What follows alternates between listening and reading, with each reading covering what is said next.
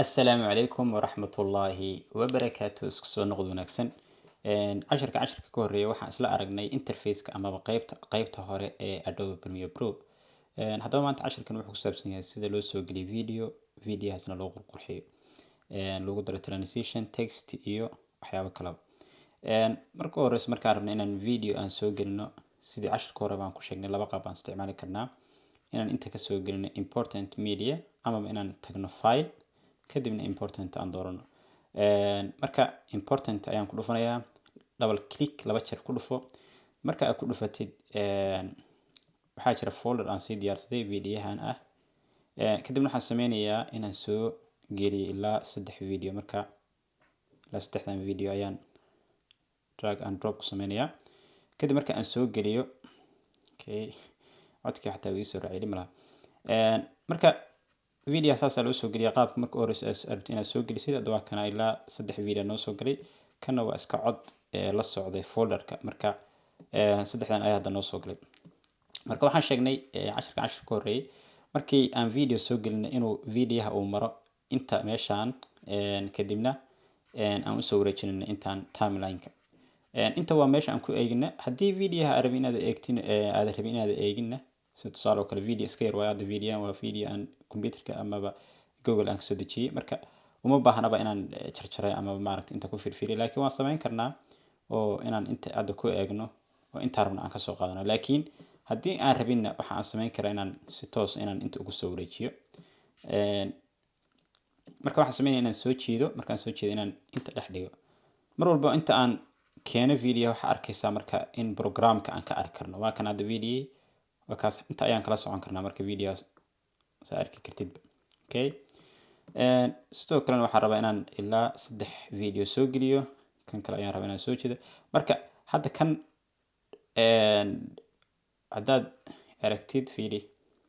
hadaan hadda inta iska soo jeedo cod ayaa la socda anna ma rabo videoha inuu iyo codkiisa inay isla socdaan marka meeshaan muhiimadda ay noo qabanayso waa inaan codkaan iyo videoha aan kala reebno marka haddii hadda aan ka laabto double click markaan siiyo haddaan rabo codka kaliya inaan soo jeedo waxaan sameyn karaa drag audio marka hadda dul tagaa fiiri waxaa ku qormanaya drag audio only waa haddii aan rabo codka kaliya inaan soo jeedo haddii aan rabo videoha kaliyana waxaan sameyn karaa inaan videoha kaliya soo jeedo marka ana hadda videoha kaliya rabnaa codka ma u baahnin marka saasaad u kala habeynaysaa haddaad rabtid video cod isla socda inaad kala qaybisid okay kan kale aan rabo inaan la soo degno asna kan kalena waxaa arki kartaa inuu cod la socdo drag audio haddaan rabo audio inaan la soo dego laakiin audio ma baahnin aniga waxaan u baahanahay waa just video okay so video markaad noo soo galo waa kan hadda 3 video way nagu jiraan ya 3 video hadda saas ay nagu jiraan video markaad ugu soo galay bilowga hore markii aan daarno videoha waxa arkaysaa si toos inuu videoha nagu bilaabay laakiin waxaan rabaa inaan ku daro wax yar oo opacity loo yaqaano oo ah mugdi videoha ku bilaabanaya marka hore yani mugdi inuu ku bilowdo wax yar mugdi ah inuu ku bilowdo marka waxaan sameynayaa inaan video inta ku dhufto aan meeshaan labadan falaarood meeshaan ah in aan ku dhufto ama wakaas xaggaas igu qoran tahay effect control intana waad ka fiirin kartaa haddii meelahan aysan ku oolin inaad xaggaad ku dhufatay kadibna effect control aad ku dhufatay kadib effect control markaan ku dhufto ayaan video haddana ku dhufanayaa kadib hoos ayaan u yar soconayaa opacity ayaan raadinayaa meeshaan marka waxaa ku qoran opacity meeshaan dad arki karta xaggan korna way ku qoran tahay laakiin tan waaye tan hoose annaga u baahna opacity opacity-ga marka waxaa laga yaabaa sometimes waxaa dhici karta inay saan kaa tahay oo saan uu kugu soo baxo saan markay kugu soo baxdo marka fur oo falaartan hoose ku dhufo marka aad ku dhufato marka opacity ayaa ku soo baxay hoos opacity-ga marka ayaa waxaan sameynayaa in aan ka dhigo bilowga hore mid 0 ah okay hadda videohan opacity-giisaan qarinayaa fiiri mugdi ayuu noqday hadda videohan dhan looma jeedo oo opacity-giis ayaa waxaan ka dhignay 0 mid aan la arkayn kadibna waxaan ku dhufanayaa baashan ayaan click siinayaa kadib marka aan click siiyo waxaad arkaysaa markii mar walba aan click siiyo ama marka hadda click aan siiyay in naloo saaray wax loo yaqaan keyframe kadibna waxaan sameynayaa inaan video xoogaa yara jeedo ilaa xagan kadibna aan sidiisa hore ku celiyo. Okay, sidiisa hore ayaan ku celinayaa boqolka ah.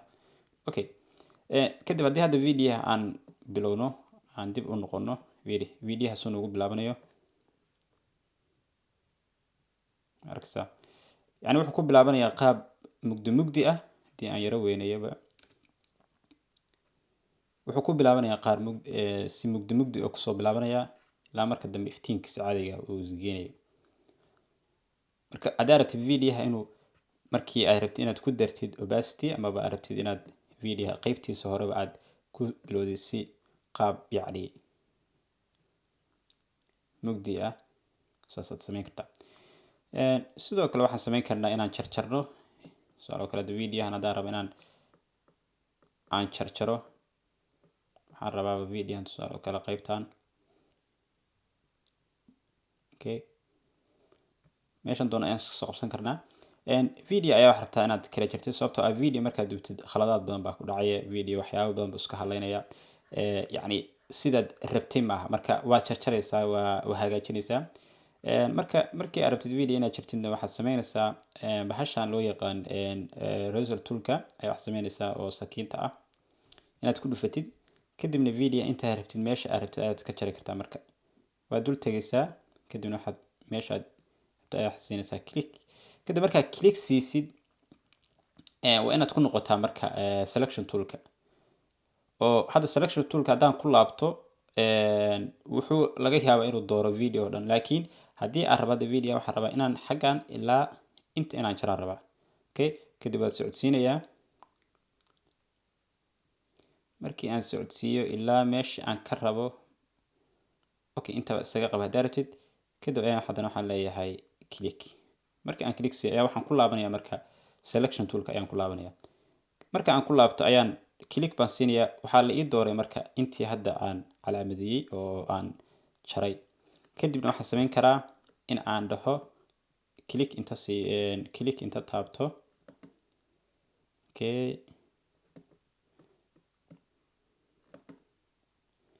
motion ayuu noo soo qabtay laakiin u diidaya.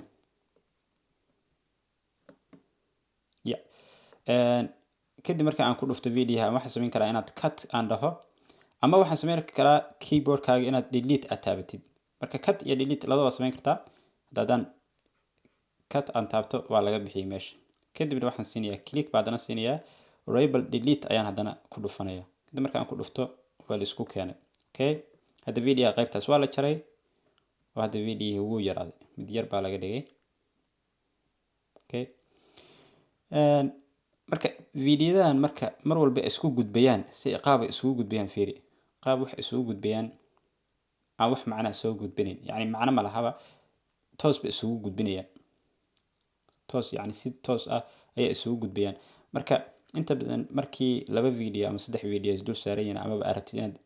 video kale u bedeshid waxa la sameeyaa waxa lagu daraa waxa loo yaqaan transition.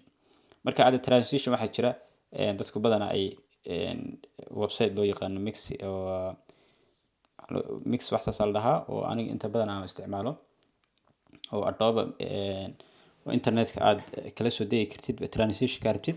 waan isla arki doonaa insha Allah. ama waxaad samayn kartaa meeshan hadda ay ku qoran tahay video transition ayaan dul taginaa. kadibna marka transitionka mid ka rabtid baad dooran kartaa mid walba markaa furtid mid walba markaa furtid waxaa ku sii hoos jira transitiono. marka ani hadda waxaan dooranayaa kan u dambeeyo loo yaqaan zoom. kadib marka aan doorto ayaan soo jiidayaa waxaan rabaa inaan hadda videoda labada aan dhex dhigo. okay, kadib marka aan dhex dhigo hadda video markuu qaybtan marayo wajida saas uu kala gudbayaa qaab noocaas. okay, هذا كان wax transition ma laha mujeda wax transition ma laha hadii asna intaan aan ku darno qaybtan transition. okay, kadib markii isku kala gudbayaan fiiri marka transition baa loo yaqaan tan oo mid ka rabtid baad iska tijaabin kartaa mar walba mid iska tijaabi oo isaga faagar aad meesha oo isaga ciyaar darabtid. marka waa markii aad rabtid inaad laba video isku kala gudbisid ayaa ku daraysaa wax loo yaqaan transition. okay, marka video mar inuu nagu dheeraado casharkan inuu nagu bato mar rabo waxaan rabnaa maalin walba inaan qayb yar oo kale ka hadalno insha Allah qaybta ku xigta waxaan ka hadli doonaa insha Allah sida text lagu daro sida maaragtay transitionadan qaar waxaa jira aad la soo degi kartid waad isticmaali kartid oo ka professionalsan kuwaasna waan isla arki doonaa insha Allah waxaan kaloo isla arki doonaa wax loo yaqaano keyframe oo ah zoom in iyo zoom out marka casharkan maanta intaan kusoo jeedinaa. Assalaamu calaykum waraxmatullaahi wabarakaatuh.